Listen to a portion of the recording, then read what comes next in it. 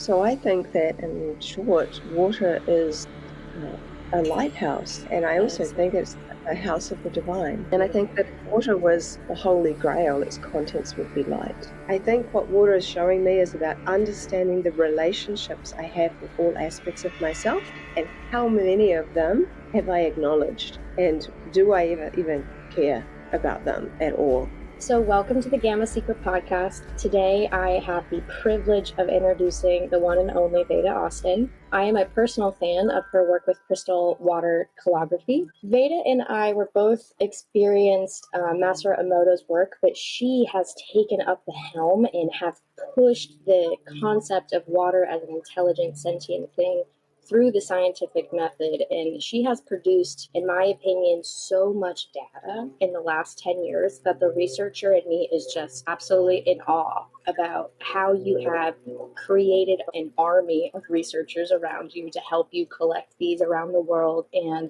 I really see your work living long after you're done because of your fortitude to focus. Many of you in here I've recommended Veda's podcast end over end to you. So I'm going to ask her some questions I haven't seen you be asked today. But the first one's going to be a little basic, just to get people warmed up to you. What is water in your own words? You think that's basic? That's probably the hardest question to ask of any questions. Because, of course, if you go to a scientist or a researcher or teacher, they're going to tell you water is H2O. It's two hydrogens and an oxygen. And when I asked myself that question, what is water, after having a healing experience with it, I was like, well, H2O. And I'm like, I don't know, that doesn't really make me feel anything. You know, when I hear H2O, it's like, I don't know, how do I relate to that? What I want to know is something deeper, something that actually makes me light up or feel something. And I asked that question to a couple of people. It's a surprisingly hard question when you just take H2O off the table.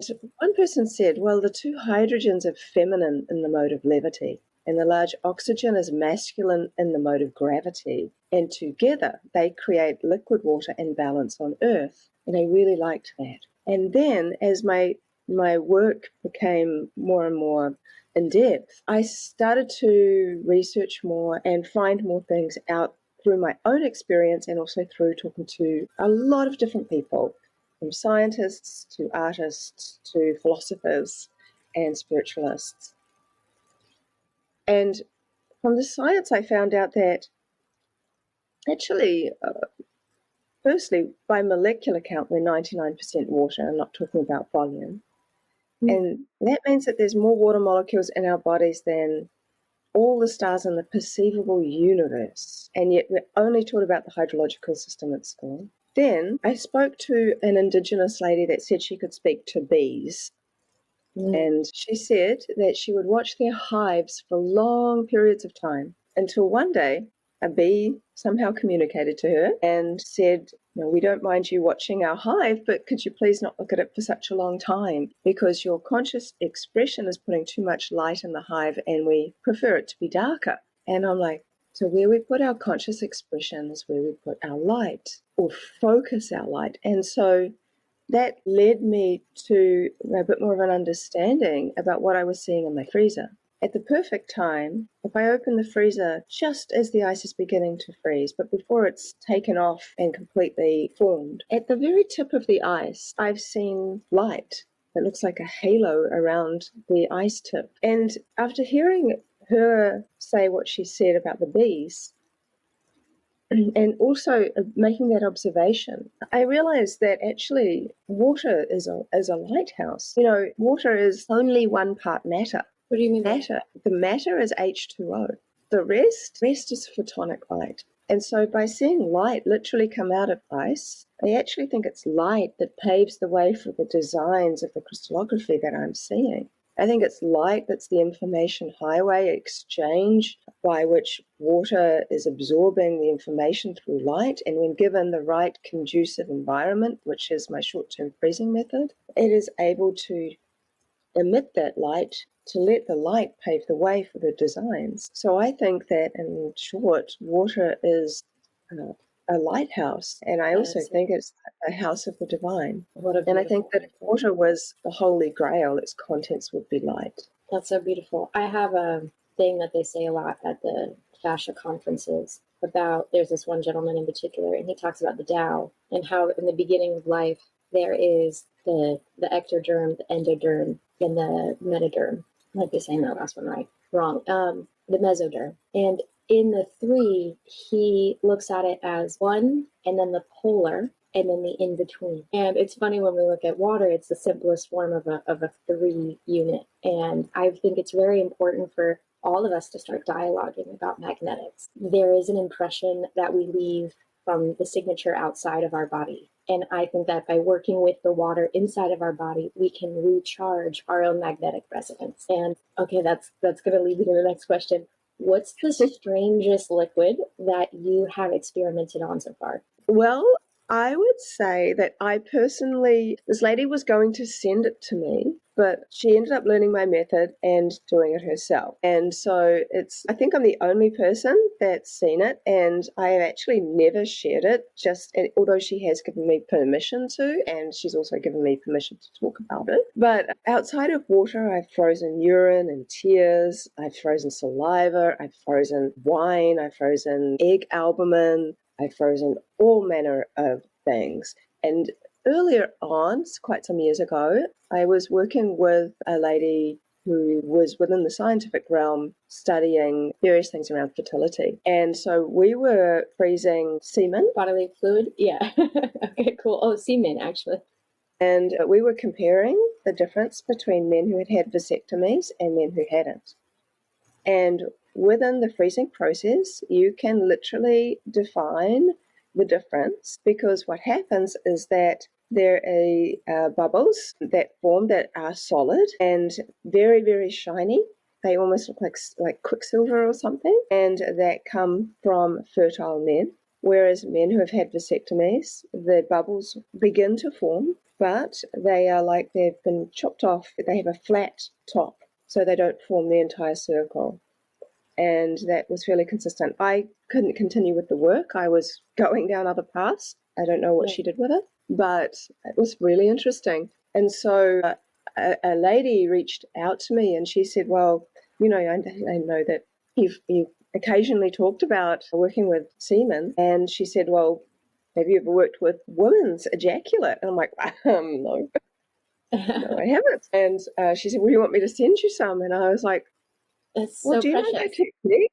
Yeah, do you know my technique? Maybe it would be because, sending bodily fluids from far away to New Zealand, it's probably going to degrade. So I said, why don't you do it? And so what was interesting was that by observing the patterns that I saw in her crystallography, we were able to see that there were definitely similar patterns to urine. There were definitely similar patterns to egg albumin, which is when you crack an egg open gently, a very thin saliva-like fluid from the egg white comes out before the big gloopy gelatinous part that most people are familiar with.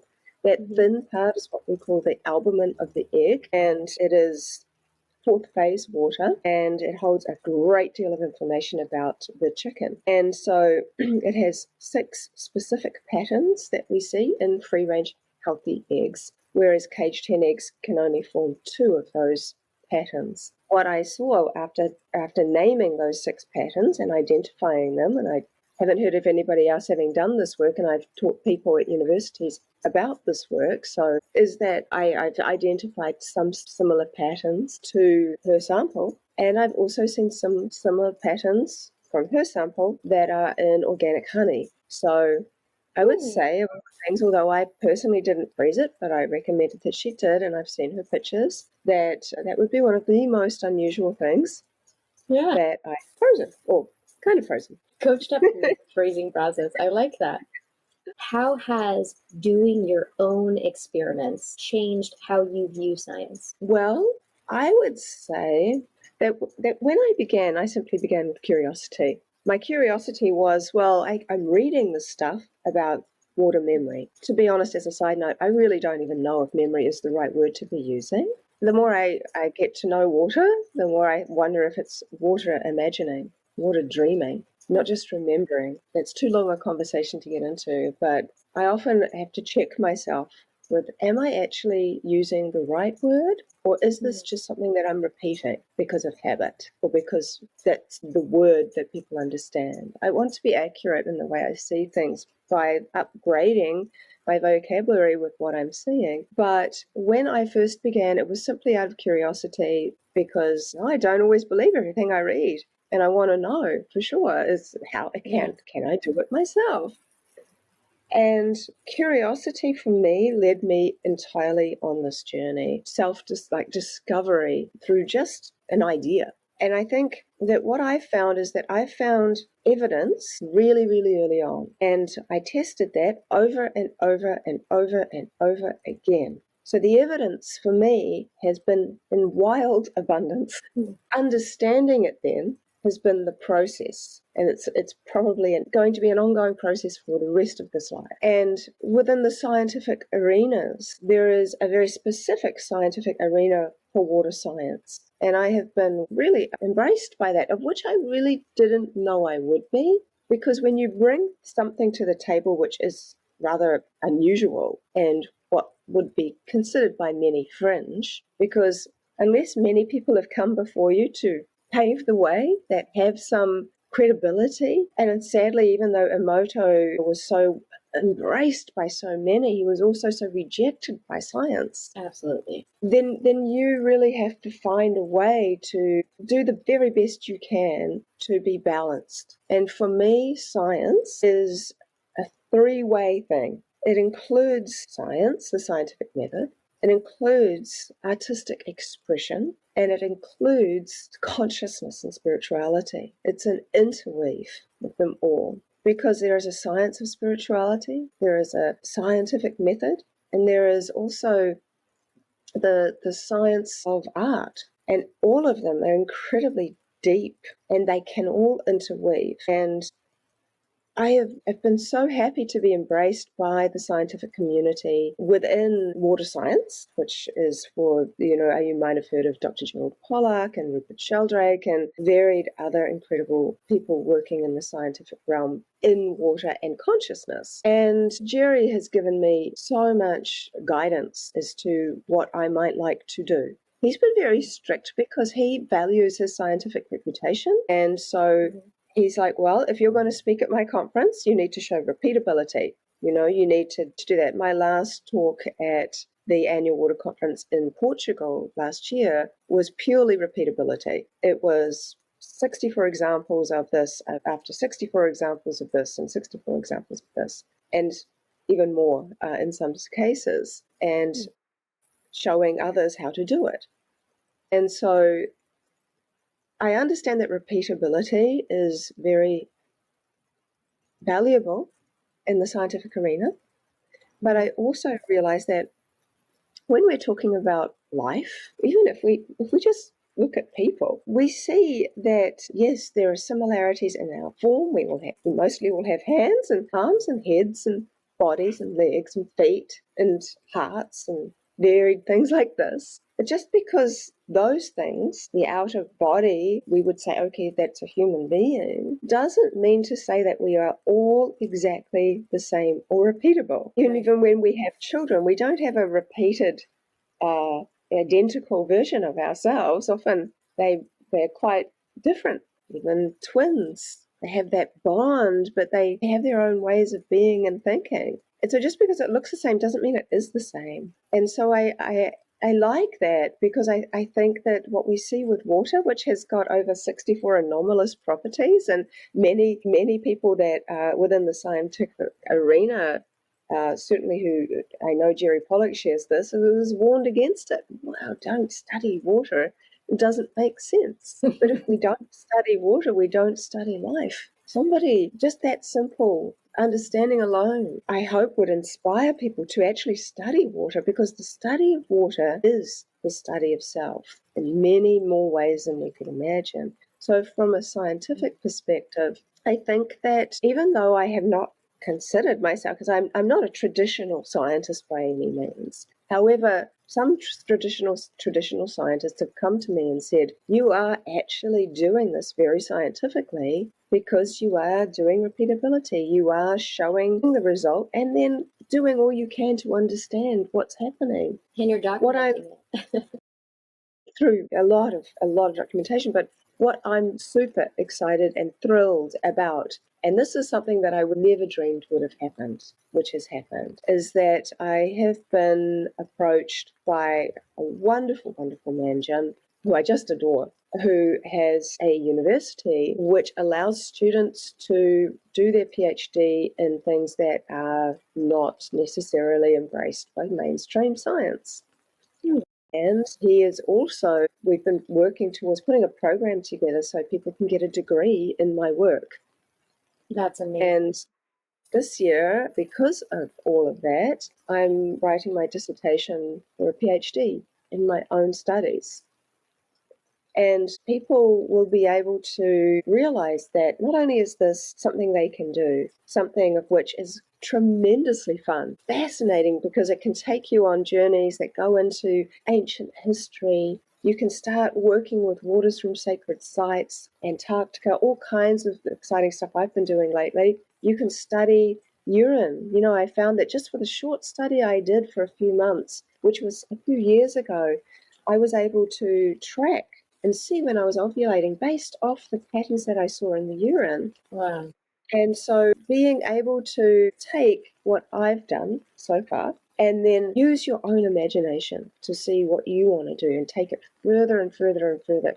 Do a study on something you find fascinating, and you'll be the first person in the world to have ever studied it in this way. I'm so thrilled, because it was always what I hoped would happen, is that people would be able to take this further, much further than me, and be able to be recognized for that. That makes me cry a little bit. That's so cool, dude.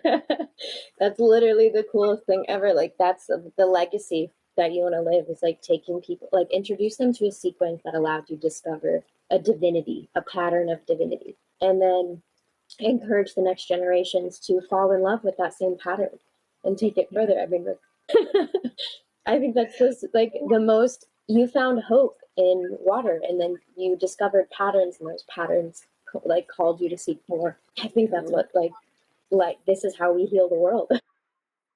That exact thing that you just said. I have 5 Petri dishes, by the way, coming in tomorrow. So I'm very excited to start my crystallography. I just ordered an atmospheric water generator. I just got to clean out the thing because I'm in Florida, but I live in well water. And the limestone underneath my home emits like a natural sulfur, which makes the water itself very healing, but not drinkable. So we've been importing our water. And I'm so excited to have the water from the land, but it's from the air because I live in the tropics. So the humidity is perfect here. So I'm so excited to do some crystallography on an atmospheric water generator and then play with how to correct the structure, because I'm expecting the lattice itself to be a little confused after being sucked out of the air. Mm-hmm. So anyway, if someone other than me got themselves a Petri dish and they're not familiar with how to do this work for themselves, can you give us a little 3-minute how-to? Of course. Well, also I would say, when you do get those patterns, see, this is all part of it. Basically, you could study atmospheric water, and you could do an entire degree on the whole thing, and actually it be something that could be presented in the future in scientific places, and it would allow me to add another signature pattern to what I already have for all the different types of water that I found. And you could see how water responds, that type of water responds to consciousness. Is it different? Is it more clear? Is it, there's so much you could do with that excites me. And it's one of many examples of just, it makes science fun. I think people sometimes think science needs to be death by PowerPoint. But what I think it's like, actually, it's when science allows you to mix ancient wisdom, indigenous wisdom, and your own curiosity and imagination, and then you go and you put it into practical presentations. It's just like, this is why I love what I do so much. Yeah. Because it gets old. So 3 minutes of how to do the work. Okay, well, even if you don't have a petri dish, and I always use glass is made of silica. Silica is a type of crystal. It allows water to store information for longer. Crystals are in all of our technology. Quartz is all our technology, being able to store information. So glass is really important, not plastic. Glass is hydrophilic, so it's water loving, whereas plastic is hydrophobic. So it means that the water pills and forms little balls that push away. So often with plastic dishes, you end up getting water pushing away from the middle, and there being issues like that. If you don't have a glass petri dish, because I know that's the case for many people, they don't want to wait and they want to try, you can get a glass Pyrex baking dish. They can work really well, but remember that the thicker the glass, the longer the freeze. So I do not freeze water solid. I haven't done that in 9 years. I did in the early beginning stages. I didn't know any better. The first freeze is actually very simple to find. I am using a regular freezer, and I am using my iPhone. So there is nothing that I'm doing that you can't do. So when you get your dish, whatever that looks like, you want to be able to put the right amount of water in the dish. The right amount of water has a ratio. So if you're lucky enough to have a petri dish with a thicker lip, if you tip it a little bit, you'll see that there is a quarter pooling and 3/4 empty in the dish. It literally is just covering the bottom of the dish by about 2 or 3 millimeters. Probably about 3 millimeters. It's very, very small amount of water. You don't want to fill it halfway. That is too much water. So once you've got that small amount of water, I always recommend just practicing the crystallographic method first. Find out what the natural patterns of your water are. Really, this is a conversation. This isn't demanding work. This is like getting to know someone.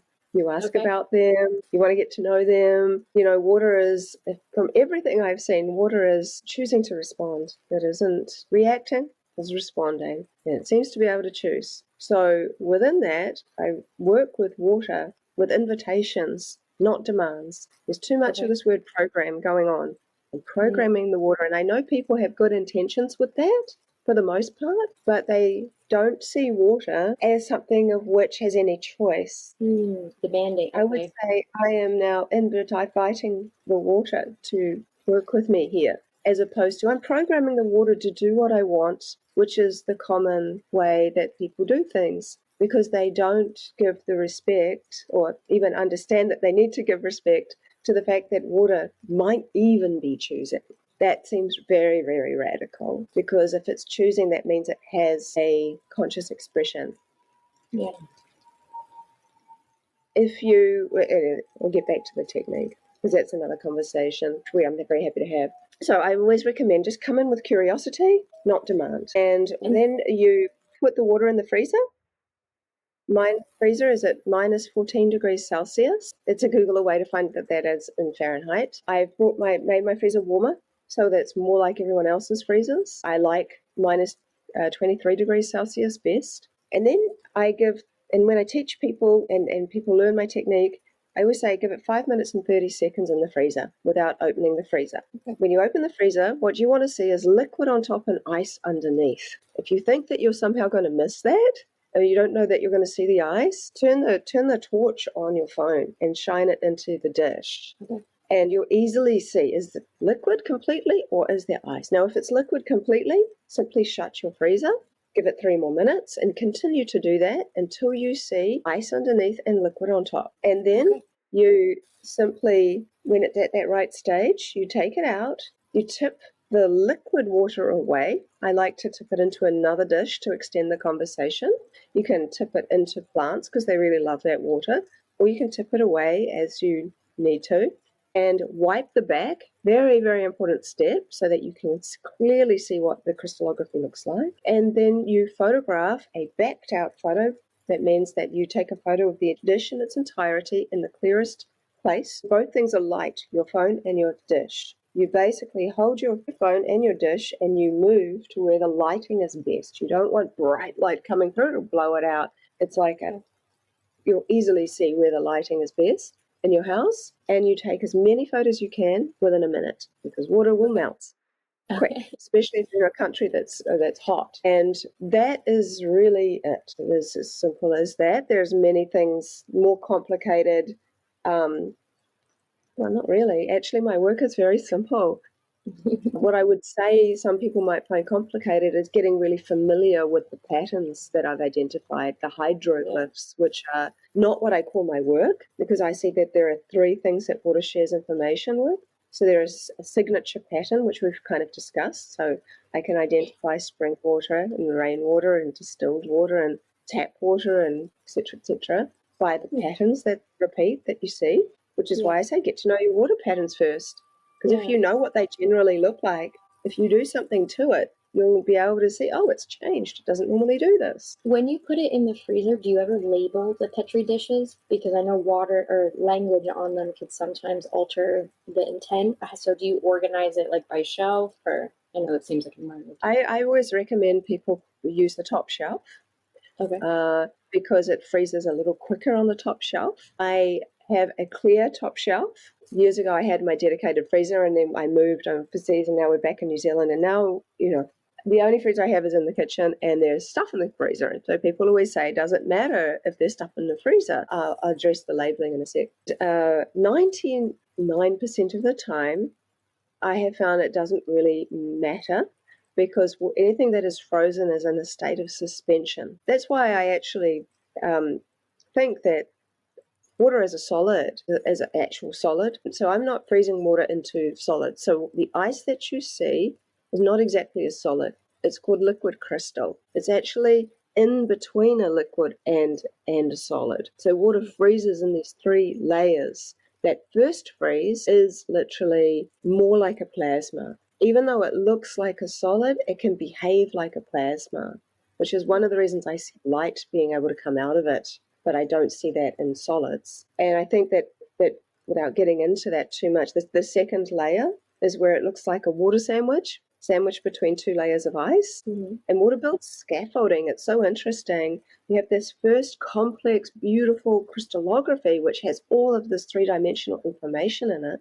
Then it builds scaffolding up and builds a second layer. And then there's liquid stuck in between. And then the liquid freezes. That becomes the full solid. And that first phase of water that I'm calling the first freeze, water has pushed all of the things that are in it out. So it's pushed its solates, it's dissolved solids outside of itself. So if you were working with tap water, for example, the first freeze has pushed all of the things it holds out. So it is at its clearest, purest state. The moment that many people might be familiar with ice cubes. Most ice cubes are cloudy. That cloudiness comes from the salts and minerals and various things that are in the water. So if you were to use distilled water, for example, which I actually don't use in my work because I have found that distilled water will show a signature pattern, but I don't see the complex crystallography and imagery and art that I do when I'm using water that has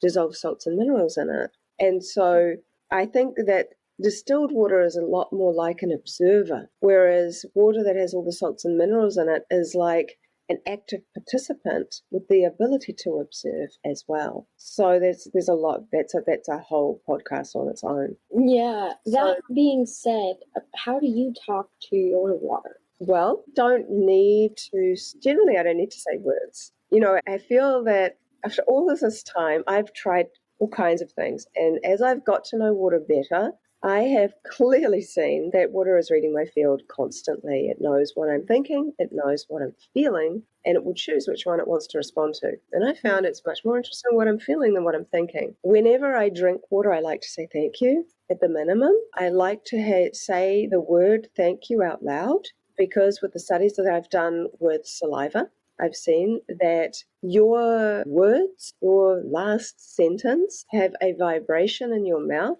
that's received and understood by the saliva in your mouth. And when you literally spit the saliva out and freeze it, you see there is a response relative to your words. Yeah.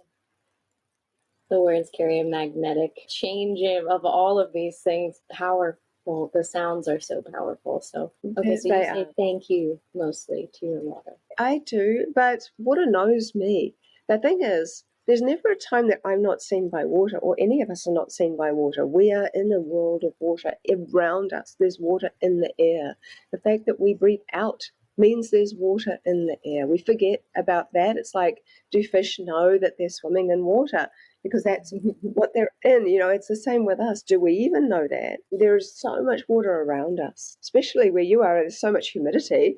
There'll be so much water even more around you. And so one of those things is that there is this constant receiving of information and also putting out of information. You're a body of water. If you took the skin away, or if your skin was see-through, would be a better example, and your organs were see-through, you would look like rivers and streams and tributaries and waterfalls. You would look like something like in a rhythm, Yeah. Like all the fluids just kind of working in this machine of rhythmic flow. It's remarkable just how much like various organs look like, lungs are like branches, and you look at all of the way the body is. And so often I think we would look like an aerial view of all of these incredible streams, from above, all our arteries, all these things. And so when we kind of start to look at ourselves as bodies of water, even our eye lens is 99%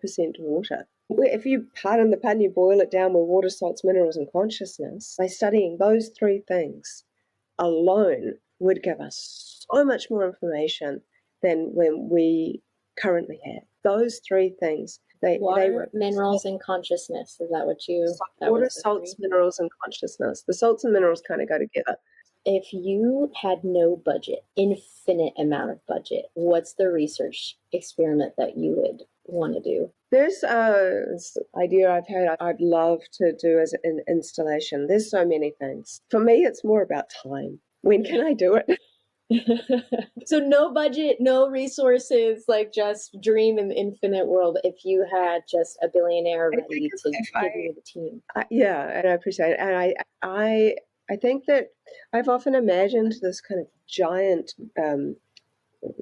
globe shape, and made of perhaps a kind of glass that is in two layers, and there's water that can be filled. It can fill the whole dome with water, but that water can also be released, because I hate the idea of water being trapped, stuck.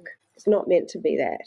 For it to be fun for the water and fun for the people. And then people can go into this dome and they can do sound baths or toning or singing or meditating or whatever that thing is. And then there's the ability for, once that resonance is really in the dome and you can feel it, then you flick a switch and all of the water turns to ice, and you can see the patterns that you have created in real time and be within them. And I think that that would be an amazing place to be able to see what you've created and be inside it. It would be a really powerful installation. I'd love to have a really, really big exhibition of my work artistically. That is something that I would love to do. And I'm working on my own documentary of water and the ancient mysteries to accompany a future book. And so in many ways, I'm living my biggest dreams by doing what I do all the time. And I never think that money is a problem, because if you actually can see it and you can believe it, then you attract it in. And if you do something that someone else can get behind and go, yeah, that's a really good idea, I really want to be part of that, then that just keeps on attracting that. And I found the most amazing people doing what I do who just go, wow, how can I support you? And so money is a thing of which I have learned more about from water, that has changed my whole perspective of my limited beliefs around money. I was brought up with hearing, money's hard to get. You have to work super, super hard, and then you finally get to enjoy it when you retire. And that never seemed, because I've always had an entrepreneurial spirit, and I didn't really like the idea of just slogging away. And you hear people say, oh, money's the root of all evil. And how can water teach me anything about money? And one of the things that I found with hydroglyphs is that when I used the word money, I would see a very specific little coin shape, which has been very, very much repeated throughout the world and by me. And the question is, why would we see coins? Why? And one lady said, why is it that water with all its wisdom and infinite, knowledge, why would it bother? Why does it want to talk about water? I mean, money. Why would it talk about money? She said money's the root of all evil. But I think the attachment of money might lead to a lot of people's downfall, but it's not money itself. Money itself is no different than this cup. It just depends on what we put value on. But one of the things that was interesting is why we're seeing coins. And we've been flicking coins into wishing wells for so many hundreds and hundreds of years. You're right. And we still do it because it's ingrained in us. There was this very small study that was done on little children who were brought up kind of in a way where they'd never heard about wishing. They really were young, like 3 or 4 years old. They had never flicked coins into wishing wells. They did actually vet that to see, have they ever had this experience. And the children were given a coin before they went into a room, and the room had nothing in it except a window, a few chairs, and a water fake. Yeah. They were like, oh, this is, just be in the room for 10 minutes and just, look, do whatever you want. Yeah. So the children, after, a period of time, some very, very quickly, some very, very, took 5 minutes instead. Every single one of them got their coin out of their pocket, which was their pocket money, flicking it into the little water feature, flicking it into the water feature, putting it into the water, taking it out, putting it in. This was like, I don't know if this is morphic resonance, where one person does it and then we just all start doing it. But there is this relationship between coins and money. The ancient Greeks and Romans, they would often put coins on the eyes of the deceased so that those people could pay the ferryman to take them across the river to go to Hades. And when they got to Hades, there were several rivers, 2 of which were the river of remembering and the river of forgetfulness. And once many of them would drink from the first one, which is the river of forgetfulness, and they would forget their lives and go through this process of just, how if you believe in reincarnation, we very often don't remember, and that is suggesting the process of that. But if you drank from the river of remembering, then you were able to be sent back very often with the memories of all things from past, now, and future. And they would often go ahead to be like seers and people that had gifts. So this coin thing has been really interesting. And what I came to understand with hydroglyphs, which is what I call these repeatable symbols in ice from using words, and not just in English, but in many different languages, seeing the same symbol. And if I've seen the same symbol repeat at least 50 times, then I have one. Then when I say I have one hydroglyph, and what I see is they have layers of meaning. This has taken 6 years today, actually. I was thinking that it was yesterday, but actually I looked on my calendar. It's 6 years today that I started doing this work with hydroglyphs. Happy anniversary. Thank you. It has taken a long time, and I have only about 49 hydroglyphs. That's why it takes so long to do all of this repeatability, whatnot. And when it came to money, money also has the energetic meaning of abundance. So how do you read hydroglyphs? Well, it's not a linear language. It is a language of relationship. So what I see is that it's a universal language, and it's a language of universal symbols. So how to understand? Well, I'm still learning. But what I have come to understand is that this is the energy of a word. So writing a word, so is water reading words? No, that's not what I'm saying. I'm saying that water is picking up on the energy that comes from the word and seems to reverse engineer it to some kind of living principle. When I've asked water what is a hydroglyph, simply the name I call them, it gave me 2 hydroglyphs, living, the hydroglyph for living, and the hydroglyph for message. They are living messages. So they are alive. They're not just messages, they are living messages. So when you take that to heart and you go, okay, and I know this is relationship, to understand them, it would be more like the energy of living is in relationship with the energy of message. So I had to be faced with what is the energy of money. And I'm like, do I have a relationship with the energy of money? And I realized that we are bodies of energy. We are in a world of energy. Money can be an extension of that energy, one of which I had no relationship with. When I started to see this is another reflection of me, that I've completely ignored or been maybe just ignorant to, I started to think, what is my relationship with this energy version of me that we call money? And I started to go, I have to be thankful. I have to be grateful. So every time I would pay for something, I'd go, thank you, money, in my head. Thank you, money.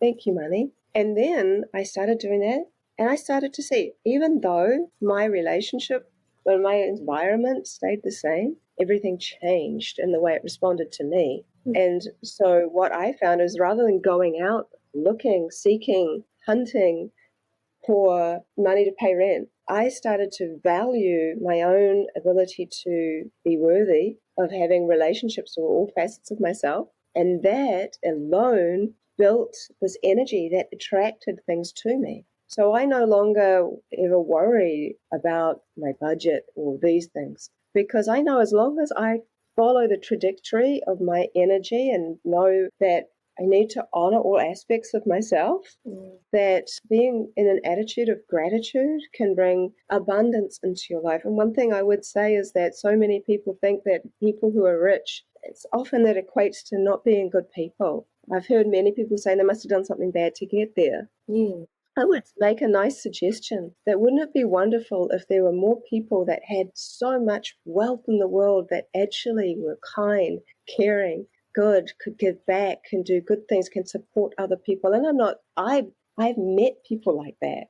It's because of someone very wealthy that gave me some real tools to start to see myself differently, to not be afraid to believe in myself, and that all of these things relate to water and money. We look at a water bank, like a river bank, why is it like that? Wow, what an interesting thing that you're saying. And currency, even that, the current of the currency.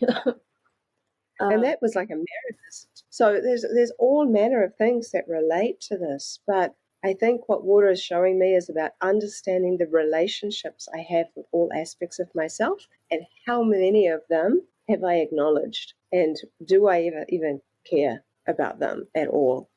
And I think simple perceptions are the things that can change your entire life in a day. Yeah, I love that's what you just said about money too, and acknowledging currency and other energies. I mean, you can kind of apply that to so much in your life. Yeah. I mean, water has taken me down so many tributaries, and I just go with it because I trust, because water doesn't lie. That is one other thing I have found, is that there are no mistakes when it comes to water. Water is always taking you back to source. You look from all the water, it always goes back to the sea. It's always taking you in the right direction. You might not understand the direction, but water knows where it's going, and it finds a way. It's patient, it's strong, it's soft, it's transparent, and it is the life force energy of every single thing that is alive. When you described your dome, I pictured it like a church of water, like you're coming in to kind of baptize a sacred space and then witness how good your baptism was, like in a ceremonial way. What would be even really, what would be amazing? I just had this little vision when you said that, because I had kind of, how could you use baptism in this? And actually to be in this dome and have it, do the freeze, and you see all the beautiful patterns that have been created for you. Yeah. Because water is always communicating with you, and water is communicating with itself too. Is that then, imagine if there was a way where all of a sudden you could, push a button, and then all of that water, there suddenly little holes appeared, and then all the water could just rain on you. Yeah, and that's awesome. That gave me goosebumps. Huh. I mean, that's really what a baptism is, though, like charging a sacred body of water, or going to a sacred body of water, charging it with your intent, and then reconfiguring your structure. I've been working with totally off topic, but on topic, with someone that does aura soma, and she's based in England. Are you familiar? The first time I met an aura soma, like certified practitioner, she told me what she did. I was like, I'm not into it, but she put a little of her magic potion on my hands, and for 2 days my body would not let me forget this little magic potion. So I booked an appointment with her, and I was like, I have no idea what to expect right now. This is probably just woo-woo, and I love woo-woo stuff, but some of it's powerful, some of it's not. And she blew my mind. I got my like little 3-pack of how to basically tuned the waters of my body so that all of me could be together, not just my body, my mind, and my soul kind of operating on different frequencies. So in Orasoma, for those of you that don't know, you pick color frequencies, and it's almost like a divination. So you pull only 4 bottles, and those bottles are attached to several different kind of magical systems that allow them to give you kind of a representation of where your frequency is at and what you could use to empower and charge yourself up. But the adding of these plant essences with crystals and minerals and sacred waters in these beautiful bottles that are protected by the frequency, they feel like I conjure angels. When I pull them out, I feel like I have access to the archangels in the ether around me. And I'm like, come into my space, clear my space, please. Then embody in my body. It's fun when you think of water as baptism, and that's, I think, what your science is proving. It's alive, it's conscious, it's sentient, and it's here to be part of our electrical makeup for a period of time before it departs, but it wants to be in flow. Yeah. Yeah, I love that. I remember the first time I had, I think it was a Saint Germain Orasoma spray, and this, I never could forget the smell. It was a smell of which was just something that, for me, I was like, I need to smell it. And there's times over years when I don't have it, where I'm like, I crave it, I need it now.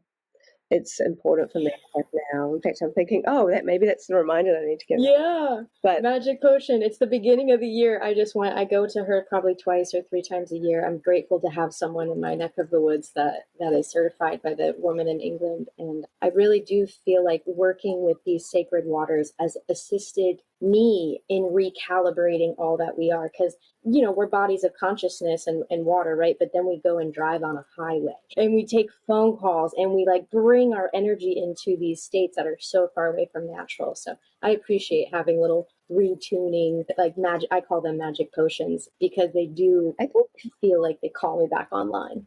And I think we need to find what works for us. One of the things I would say that I've been asked to do a more extensive post about was there's a lady called Teresa. She was on one of my webinars at least a year ago, Indigenous American Indian lady. But she said that she believes that thoughts and memories are stored in clouds, and that one of the things that we do as human beings subconsciously is we don't recognize the incredible biological technology within this intelligent fluid system that we have. But we create it, we try to recreate it without even realizing that's what we're doing. And she said that's one of the reasons that we created iCloud, to store information, and why we even called it that.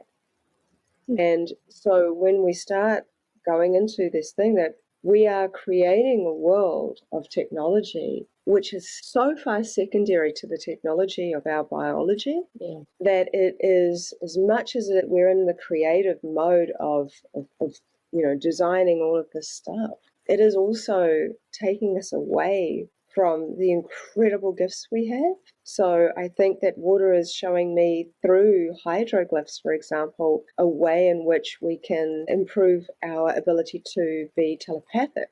Because I see water's reading my mind, it's reading my language, it's reading my waters. And for water to understand water, it's kind of like, if you look at ants, they all kind of go everywhere, and then they meet, and then they go on, and then they meet, and then they go on. It's like they have this little electrical exchange of information, and then they'll go off on their thing. But they will come together to create, giant bodies of ants that just float along water to get themselves. They're so clever, they work together.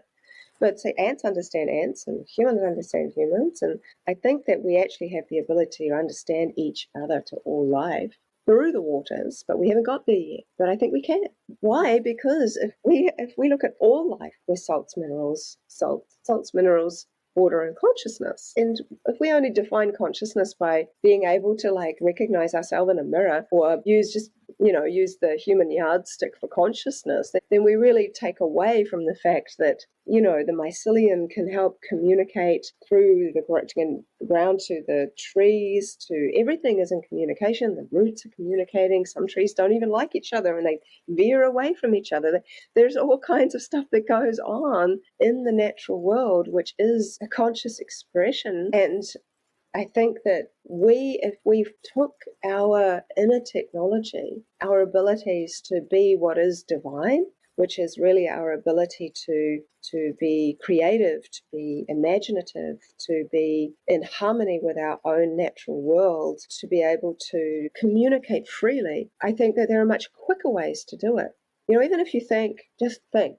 When you're thinking of a scenario, you're thinking of something to say, that feeling comes up before the words. The words are secondary usually to the feeling. So you've already had this, and your intuition, that is all done through water. So we have electrical charge that can be read by heart math. Super not woo-woo, right? That is a very real thing. Human beings give off electrical charge, and that can go much further depending on how coherent you are, and that can be measured. Now, we have water in the air. Again, we breathe out, therefore there is water in the air. That water is attracted to electrical charge. And depending on how far your electrical charge goes, and I think that then there is also subtle electric charge, which is something that's not as easily measured with the way in which we measure energy right now, that it can extend even further. And so the water in the air is bringing information along the electrical charge of your body from the external world that goes far further than it can right now into you. So if you then imagine that you have an intuitive feeling that, oh, maybe I shouldn't drive the car today because I have a weird feeling about it. And that doesn't ever happen very often. But if you have this really strong foreboding feeling like, I don't know, maybe I shouldn't, or maybe I shouldn't do this, or maybe I shouldn't go out with this person or whatever. And you don't understand it because the brain's constantly trying to make sense of things, and it makes things up in your head quite often, but your intuition doesn't know how to lie. And so that information on the outside comes in, you feel it as intuition.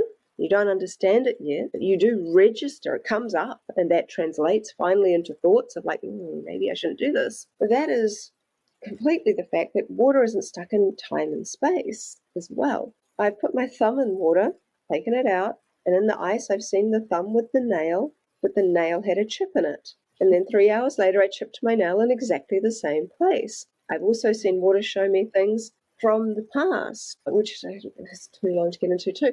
But why I say that, water isn't stuck in time and place, because I've seen it multiple times show me things that are about to happen and things that have happened before. And so, because of that, because we are water, we have the exact same ability to be able to warn ourselves of future potential outcomes. It's what intuition is. I always saw intuition. Sorry? You're helping me kind of like bridge a gap in my head right now about electricity and water and intuition. I've always seen intuition as this electrical force, this inner knowing, and then your body has to kind of like sit with the feelings in a way. Re-register the truth in a way where we make sense of it in our own minds. But what you're saying about water demands reflection, and like I'm really grateful that you went into that about the intuition. Like, thank you. I think many people that have sensitive or empathic gifts or psychic gifts can usually experience that as a voltage or electricity, and it's sometimes a little overbearing. But maybe what we're missing is working with the water during that dialogue, when those moments happen, when people like myself, when I do my slowed meditations, I can feel that there is more electricity within my body. And I've fainted 4 times from doing a certain breath, and now I make sure to do them outside and make sure my body's properly hydrated and warmed up for the conductive power that you can have off the ground. When your fascia is flowing, your breath is mighty. You can, in my opinion, pull the electrons into your field to charge your field. But in those moments, I've had definitely blown out my voltage. And I've gotten advice from the medicine men in my life, and it's like, you need to do things only at morning and only at night when the energy is less intense outside. But you're making me think that maybe I need to dialogue with water about how to handle the current and the voltage and how to make it a little more appropriate for my little frame. At 5 foot and 100 pounds, I'm really pulling in lightning. It can become intense, and maybe the water is what I need to dialogue with to create that plasmic buffer so that the voltage doesn't feel so fryy. Yeah, I think that water is definitely key in there. And I had this strange electrical thing that happened for the most part of my life that actually made me not go into the ocean very much at all, even though it's something I love and want to do, because ever since I was young, when I go into the ocean, which is salt water, the first time I remember getting knocked over by a wave and being fully submerged in the water. So I'm fine to paddle and, all the stuff. But when I'm fully submerged in seawater, I remember coming running out. I said to my mom, "I've been stung by jellyfish," because it was the only thing I could imagine. I'd seen a documentary that jellyfish sting you, and I felt the stinging that was not like just, you feel a bit stingy sometimes when the salt water starts drying or something, but it wasn't nothing like that. I was in pain. I felt really in pain, and there was nothing obvious that had happened to me. And she said, "Oh, it's probably just whatever." But then it continued to happen when I would be fully submerged in seawater. And to the degree she took me to the doctor, it was a very odd thing. And I remember going to that doctor's office, and his name was Dr. Philippa or something.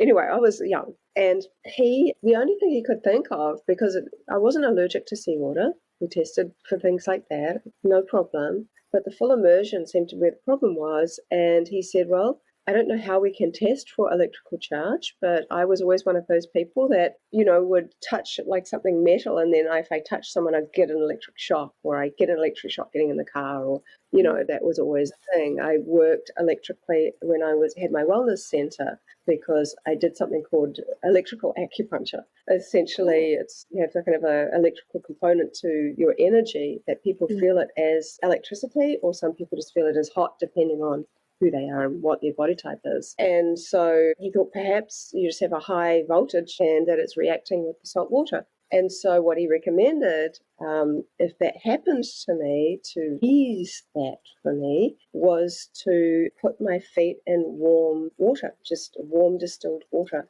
with no salts or minerals. And it actually, because it was so painful, it really stopped me from going in. Yeah. And I had a drowning experience when I was 14 as well in the ocean. So that's so I now am building my courage up to, go snorkeling, because at least I have the mask and stuff. But the only one time that I was ever able to submerge myself, have the courage and go in, was locational. I was in Moorea in Tahiti, and I had nothing like that happen. Most of the time I feel something. But in there, I never got out of the water. I was in the water for hours. It was so amazing. And it was like I was in this bubble where somehow I didn't get affected by it, even though it's seawater still. So I wondered, gosh, what is it so special about Moorea? I still don't know, but I can't wait to go back, because it's the one place I feel safe. I can go and swim in the sea. Yeah. Wow, that's so interesting. Thanks for telling me that. I would have never known that about you. I would figure that you're like an ocean queen in New Zealand, I want to be, but it's been a journey, and a very unusual journey with the whole drowning thing. Yeah, my body was missing for 3 hours until they found me, and I had amnesia about the whole thing for years and years and years, until I did kind of hypnotherapy and said some pretty bizarre stuff, to be honest. Whether that what I was saying was like a near-death experience, or whether it actually happened, I can't say. But what most of the people assumed was it's a pretty deadly area. I'd gone horse riding. I used to ride a lot, and when I was younger. And this time a friend's dad had taken us out, my friend and I, and he took the horses back to the place. And so we went over the dunes, down along the beach, and I was planning on just splashing around, and I knew I could be in the water without, if I didn't get my head in there and everything. So I did everything I could to be in the water. And I wasn't very familiar at all with that beach, and it has a real quick drop off. And so when we got out, I realized we were in pretty deep water pretty quick. It also has some pretty bad rips and whatnot. And so I was a good swimmer, though. But I'm like, I better start getting back to shore. This is pretty deep, and started trying to come back. But I felt something around my foot. Like it felt like I can't express the texture particularly well.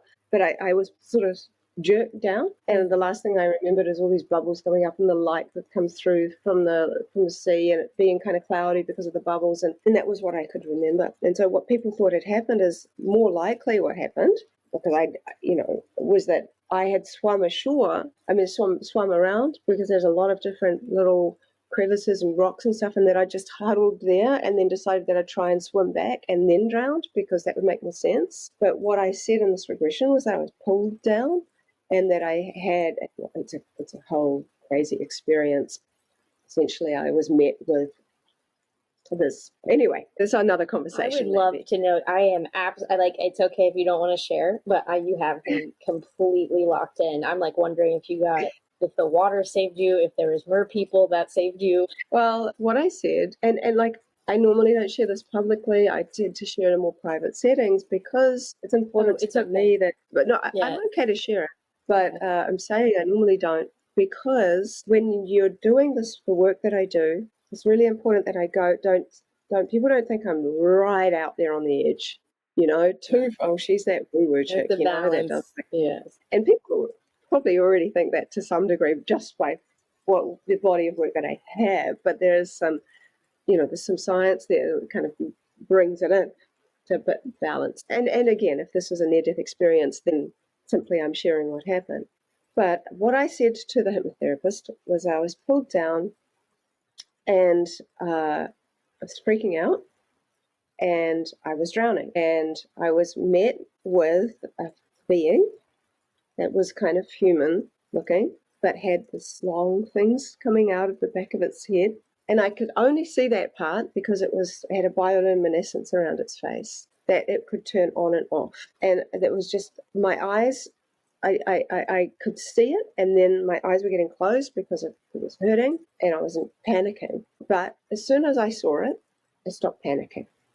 And it held me, and it was looking at me, and it had, I couldn't see below its head, but it felt like a relative. And I could understand me, and I could understand it telepathically. And I could read it where he was saying, why is she drowning? This isn't supposed to happen. Why is she drowning? He was very confused. And when he realized, actually, I was going to die, there were two other ones behind me. I could feel them. I didn't see them, because that's an assumption that they were the same as him, but I assume that, holding me. And he was able to do something to pull the spirit part of me out of my body. I was being held in suspension by those others safely. And so I was pulled out, and I was sent through this vortex. Now, if you imagine kind of like the very end of like a hurricane, like a tornado, and it was kind of like, and it was moving so fast.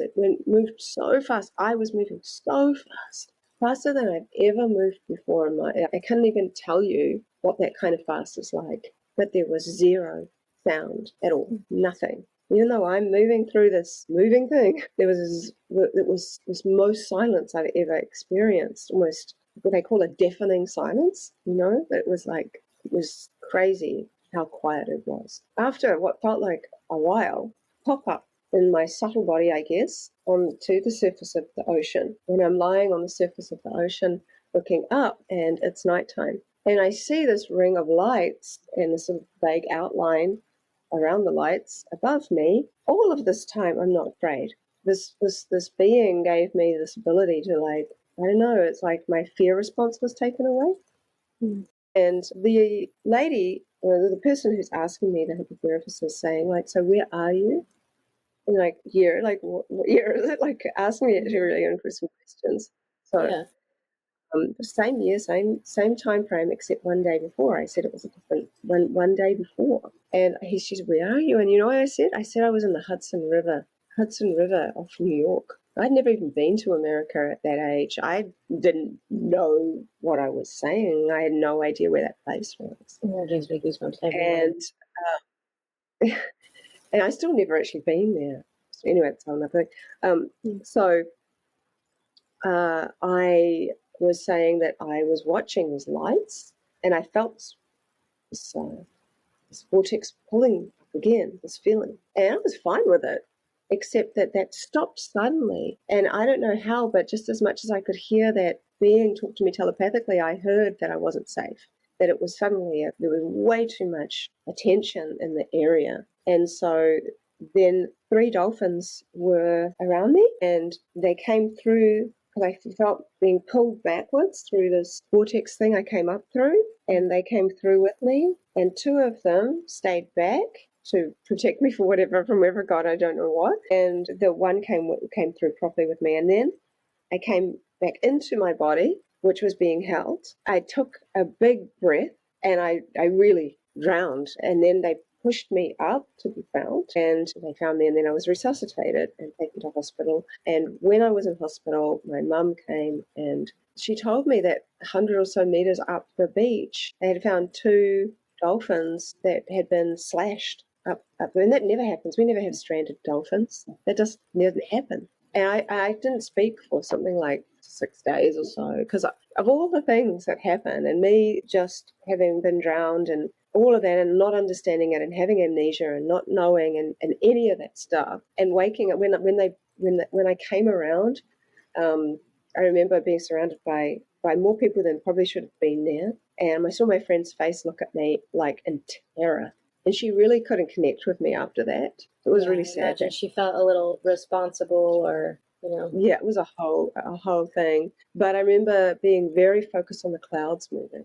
It's like everything was in slow motion before I came properly into my body. And the thing I noticed the most was the clouds moving through the sky, and the warmth of the sun that kind of came through the clouds. And anyway, yeah, the hearing about the dolphins upset me more than any of the other stuff did. And yes, it could easily have been that I simply drowned and I had a near-death experience. It seemed rather coincidental that dolphins were physically found up the end of the beach, and there's a lot of things we don't know in this world, and I don't claim to understand everything, or probably only barely know a drop in the ocean. But I felt guilty for many years as a young person, because I felt like I was supposed to have helped them, and that somehow, because I couldn't breathe underwater or do whatever it was, and that, I'd let them down somehow. And so a big piece of my work is seeped in understanding the mystery, or bringing out, inspiring people to look towards water as a beautiful mystery and as a beautifully divine energy, of which holds the answers to all of the ancient mysteries of life. And that if we care about something, not just the waters outside of ourselves, but the waters inside of ourselves, then we start to care for them and we protect them. And if we can hear stories that might sound a little bit, crazy to some people, what I just said, I feel it is what it is. I can greet your vulnerability with some of my own, so you feel like seen and maybe not held in that space. I have a moment of time of amnesia that I shared with my cousin, and we were both around 14, 15 years old. She's 1 year younger than me. She's actually a doctor now. And we were jumping on the trampoline, and we both remember we were doing the double bounces, like kids. And we both remember me jumping, like she bounced me, and I never came down. And what I felt was her jump and then grab my toe, like I was lifting off into space. And then we woke up 5 hours later on the trampoline with our heads perfectly next to each other and absolutely no memory of the entire afternoon. And what the story I told myself for years was like, maybe we hit our heads. We never talked about it. I remember both of us ate dinner in complete silence and went to bed early, and we never talked about it. And just 2 years ago, she sat me down. She's like, hey, do you remember that thing? And I'm like, yeah, I kind of thought we just bumped our heads. And she's like, yeah, but neither of us had a bump on our head. Neither of us had anything wrong with us. It's just kind of this mystery. And we both don't remember anything. But 5 years ago, I did a heavy duty water fasting detox with my ex-husband. We ran a clinic here in Delray, and we did a lot of detoxes. And as I was doing this detox cleanse, I had a figure 6 show up underneath my arm. And I could feel it was almost like shrapnel coming out of my body, because when I would run, it was electrical, every single piece. And it was like pieces of graphite that came out, and it was in a very particular structure. And I had nightmares for 10 years. I don't say that online either. I had horrific nightmares for 10 years straight. And when this piece came out of my arm, it took about 2 weeks. I just witnessed it just kind of submerge. And when the pieces popped out, my nightmares stopped. but they came out after a pretty extensive water fasting. And I wonder now, when you said the hypnotherapy, I'm like, wow, I wonder if I went into hypnotherapy, if I could unroot whatever that pocket of time was. But things were different. I think for both me and my cousin, we both know whatever happened that afternoon, it doesn't quite fit into the brain in a normal way. And I appreciate you sharing that drowning story. I've been stuck in a rip current, and thankfully I was with friends. And in Florida, they just teach you to coast it. So we were 3 miles down, and our parents found us super far away. But I can only imagine the kind of terror when you're pulled under. I can understand now why you have a little bit of resistance to getting in the ocean. I tend to stay in close, and I really appreciate you sharing, because I think the more we do share, the more stories actually come out. It's surprising that people don't. Well, not surprising. People, if we can't understand something and we think people were going to ridicule us, we tend to keep quiet. Right. But when people are brave enough to actually share, then other people feel comfortable to share as well. And as I said, there are many things we don't understand, but that doesn't mean that they're not real. Right. And that there's something behind them. And hypnotherapy was very helpful for me. I also was at a point where I wanted to remember. I acknowledged that I wanted to remember, because for the most part, for many, many years later, I didn't want to remember. I already felt completely different enough as a child. I was already a very unusual child. So, I just wanted to be whatever normal was when I was a teenager, which is not uncommon. So having a teenage daughter myself, I understand that that's a very common thing. Whereas we're really designed to stand out, not blend in. But we don't really learn that so often early. But if there was a place where people could feel safe to share what they've experienced at whatever age, it would be really nice to be able to feel that we have community to do that. And I think there are those places around it. When I have shared this vulnerably, I've been met for the most part with really lovely people being very supportive. And I would like the same for you, to feel, seen and heard, because I think the world is a magical place. I think half the things we whatever has happened to us, it happened for a reason. That's such an interesting way to sum it all up. It happened for a reason. There is, by the way, this legal contract out of Greenland. It was signed in like 1492 or something ridiculous, between the country of Greenland and the Mer people. And the Mer people asked them to not drill or not. There was some sort of like farming happening off of a particular coast. So there is actually a legislative document in the history of Greenland between humanoids and the Mer people, is how they're referred to. So when you said, I was like, "Ooh, is it Mer people?" Because I think that they're down in Greenland, and I think they're down where you guys are, because you guys have those steep coasts. Whereas out here in Florida, we're almost connected to the Bahamas. So like where I'm at, we have no surf. It's like the islands are in the way and it's really shallow here. But farther south in Miami, you have the Bermuda Triangle, which is just a very interesting space right off of the coast down here. With all my story about that? My son's just going. It's the school holidays here. It's the summer holidays in New Zealand. So my grandmother, I never met her. She died well before I was born. She was a bit radical back in the 40s, and she ditched my grandfather, and she married a love of her life. And then they were going on their honeymoon, and they went from England to Miami. And from Miami, they caught a small plane called the Star Ariel, which was taking them to Barbados for their honeymoon. And they never got there because the plane went down over the Bermuda Triangle and was never found. And if you Google Bermuda Triangle and Star Ariel, you find that it is one of the really verified cases where it really nothing should have gone wrong. This pilot was very experienced, perfect conditions, all of the stuff. So I used to have imaginings, about what had happened to my grandmother, and I had all these ideas when I was young about these miraculous, amazing things that she was doing, because she got taken into some vortex or something and is now living this amazing life. That's immediately where mine went. Yeah, and her name is River, which my name is Brooke. And when you said River, I was like, if that's a name on the table, that should for sure be my child in the future. It's a beautiful name. Yeah. And so I put the article about my grandmother. I got a petri dish of water and put it on top, wondering if it would show me anything about what happened to her in the Bermuda Triangle.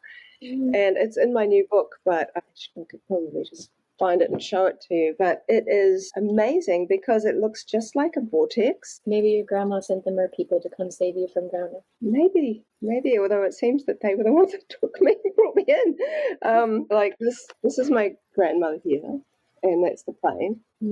And that's the article, and that's the result. I want to send you a book. There's this guy, Richard Bach. And he writes a whole book called One about him and his wife taking a plane over the ocean, and they're focusing their energy on timelines. And during the whole book is about quantum leaping and using your consciousness to quantum leap into different timelines and pulling and drawing the lessons from those timelines back into the one that you're in. And they describe this vortex over the ocean. It's like a nonfiction. It's a very easy read. But rooted in science. And when they're flying, they talk about this vortex over the water and how the vortex over the water is this like celestial soup of infinite probability. That's so cool that the water showed you that. Do you have like a sense of peace with the unknown, or does it still feel like an opened? To me, I don't think I ever felt that one way or another, because I never met her. But actually, it made me feel closer. It made me feel like, oh, there's more conversations to be had here. And I was really grateful for that design, because it's a very, very uncommon design in water for it to make that kind of patterning. And so, I'm excited to extend the conversation further, and it's kind of part of what I do also for the next book because I'm taking 2026, not exactly off, but I'm going to write the book then. Good for you. Focus. So, exactly. But I think that there are many, many things that I'm able to discover. But you talked about that document. I'd love for you to send me a link to that, because I would love to be able to see it or research a little bit more about it, because I'd never heard of that before. Yeah. So I'd be very interested. I would love to send you one of the many books that you cross-referenced in my brain so many times. I know that I've had like a lot of your time. I'm wondering how your energy is. How are you? Do I have 5 more minutes, or are you ready to? No, we've got 5 more minutes to go. I'll have a sip of my clove tea, and then I'll be good to go. In your SpongeBob cup. I love that. Mm-hmm. It's so funny. So often I don't even realize this. I like this cup because it has a thin lip, and I like that. And it's like my kids gave me this cup, and I realize that on so many podcasts I'm drinking out of the SpongeBob cup. And can anyone take me seriously drinking out of a SpongeBob cup? You have such a goddess vibe, and like you look like you're just dressed so elegantly. So it is like just a little different. But you're a mom of 3, so I mean, it's on brand. Yeah.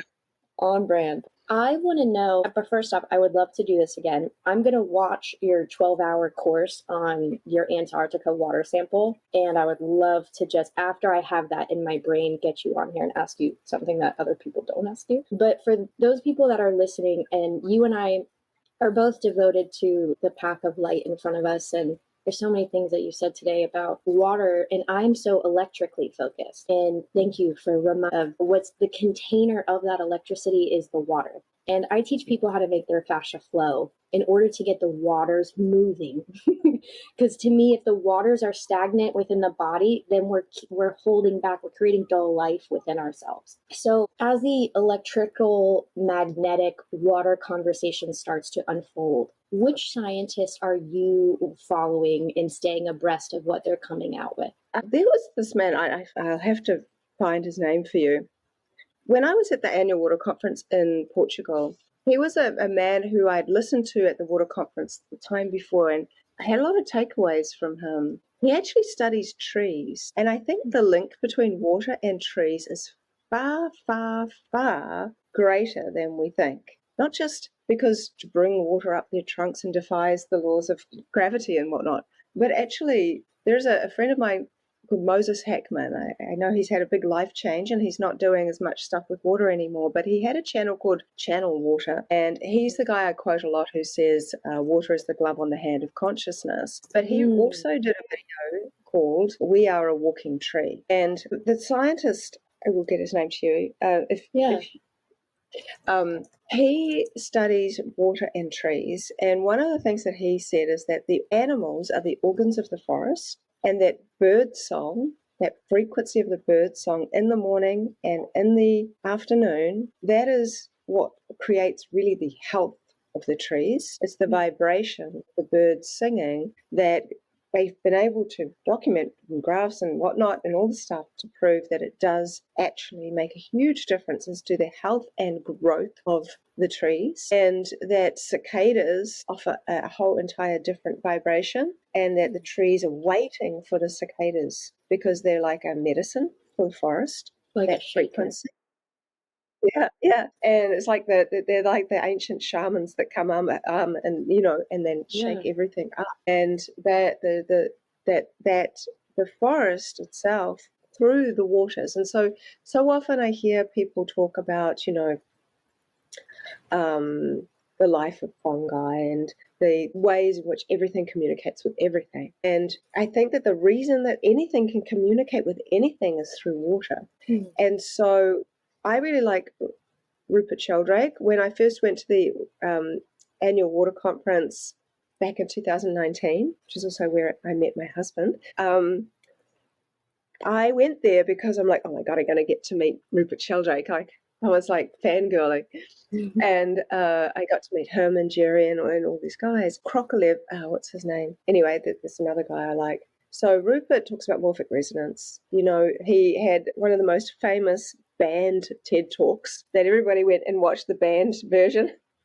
And I can see that through my egg albumin work, which we haven't had time to really get into in the big way, other than I've identified the patterns of egg albumin, but I've seen that free-range eggs positively impact caged hen eggs when in proximity and left overnight. And that when you put a free-range egg in the center, surrounded by caged hen eggs, what we see is that the free-range egg is stable, it doesn't change, the patterns don't change, but there is healing by proximity, that all of the eggs that are the closest to the free-range egg that are caged improve to look like free-range eggs, and the ones furthest away improve, but not as much. So essentially there is this healing by the most coherent. And what I see within the similarities to morphic resonance are there are consistent patterns in bird egg albumin. What I want to see, so he talks about, what is the evidence is there to perform? Why do things form the way they do? And so one of the things I see in studying this, precursor to life in the egg albumin is that the patterns are there from the beginning. I always thought that ancestral wisdom is held and shared within the amniotic fluid. And that's a big thing, where I was watching a thing where Emilio was interviewing Greg Braden yesterday, and Greg was saying that there's these basically artificial wombs that will be coming out in 5 years that can basically house a baby. And the idea sounds good if you have a premature baby and it can't live unless it's in a womb, but there could be that they start bringing children up in the womb like that. And without the actual amniotic fluid passed through the ancestral information, I suspect that child, if it was conceived, grow that way, would not have that ancestral information. And that's a very dangerous thing. Mm-hmm. So that's that except for part. But leave that over there. Worry about that in 5 years. Exactly. Reiterate. Just tell me again. I was totally lost my train of thought by going there. No, that's okay. Amniotic fluid. We were talking about scientists, and then you mentioned the Greg Braden thing. I think both of our minds had a hard time retracting. Yeah. So I love Jerry, and I think that he's shared, about fourth phase water. I love Marcel Vogel. Marcel Vogel has passed, sadly, but most people not know about him.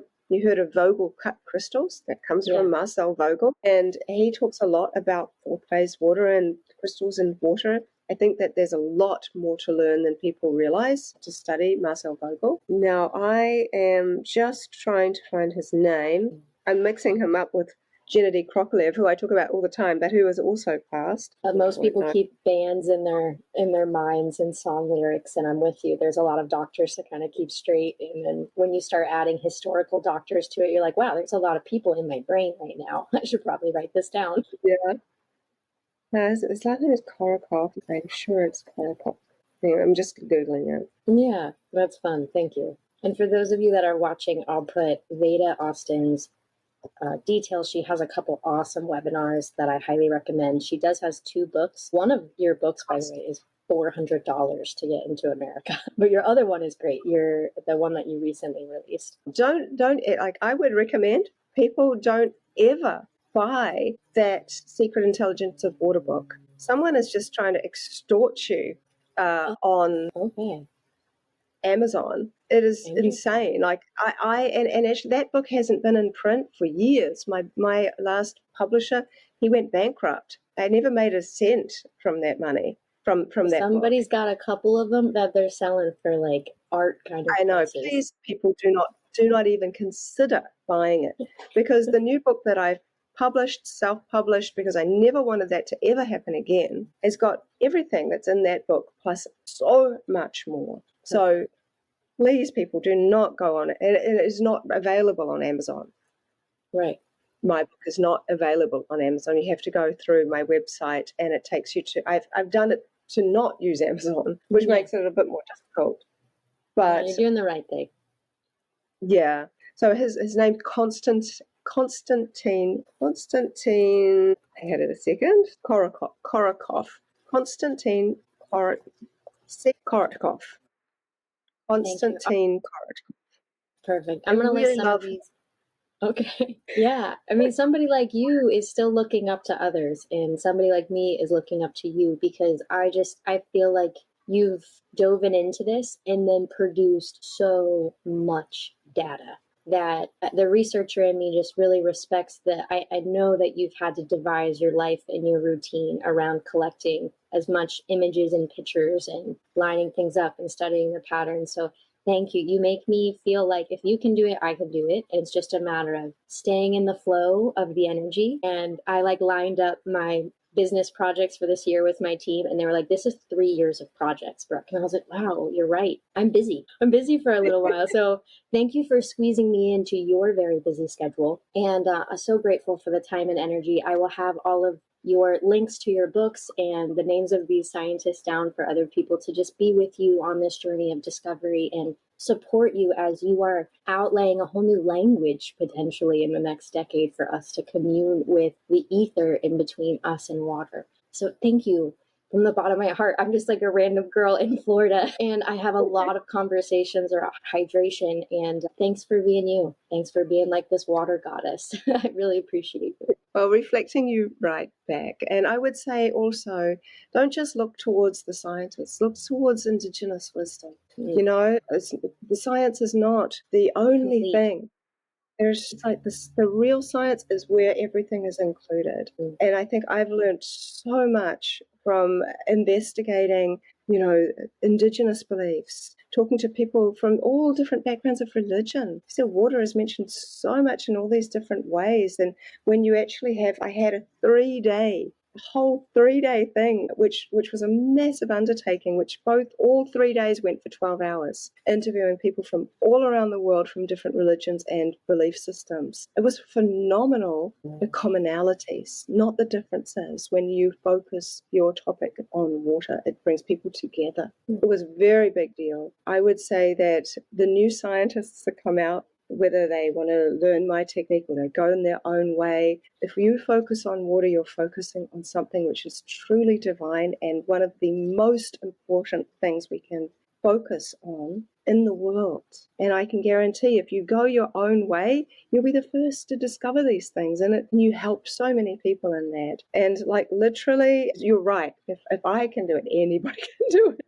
I think it's just persistence, it's determination, and it's keeping that energy of curiosity up, staying as childlike as you can, and not try to do your best to just not be judgmental. Because that's a really big piece for me, is water isn't judging me. You know, if I'm actually learning from water what it is to be the best person I can be. And I think that even if we just learn that much, if we could just see how water sees us, we would stop all of this self-doubt that we have about who we are and what we look like.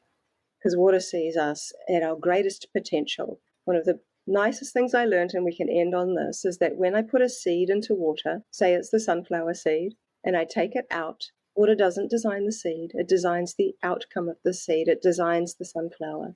The same thing with the apple, same thing with flax. And water is reading the trillions of water molecules in your body, are constantly reading your greatest potential, of which we don't even know what that is yet. Just waiting for us to start to step into that path, coherence. If you ever want to feel seen, you are seen by the trillions of cells within your body that are working towards your highest potential. So you are never alone, and that is happening in every living system. That gives me comfort. I think that this is loaded with just treasures of finding the joy and peace and harmony within everything that we are. Thank you for that. You're welcome, my love.